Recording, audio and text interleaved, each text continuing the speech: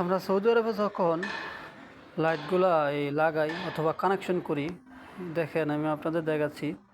আমরা যখন ইমার্জেন্সি লাইটগুলো লাগাই বা ইমার্জেন্সি পয়েন্টগুলো টানি, তখন কিন্তু এই যে ইমার্জেন্সি যে ব্যাটারি যে ইয়াটা আর কি, মানে লুফিং যে আমরা টেপ দা মার্কার করি মানে এটা ইমার্জেন্সি।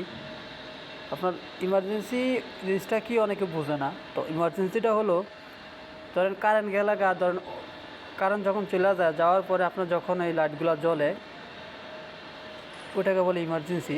তো দেখেন এলো ইমার্জেন্সি। এখানে হলো আপনার, যেখানে আমরা এই যে লুফিং টানার পরে যে মাস্কিং টেপ দিয়ে আমরা, মানে ইলেকট্রিক্যাল টেপ দিয়ে আমরা যেটা মনে করেন যে মার্ক করি, এই তারটা বসবো এই লাইন সাউজ এটার মধ্যে বসবে আর কি। আর যে নিউট্রাল তো দেখতে আছেন, নিউট্রাল এলো আর্থিং।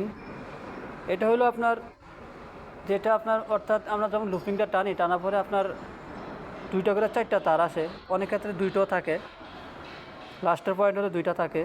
তো আমরা এটার মধ্যে যেমন হলো আপনার ইন করবো আর কি। তো এই হলো ব্যাটারি কানেকশন এখানে দেবো। আর এখানে আপনার হলো টেপ ছাড়া আর কি, যেটা আর কি যেখানে আপনার পাওয়ার করব, এটা দেবো এখানে।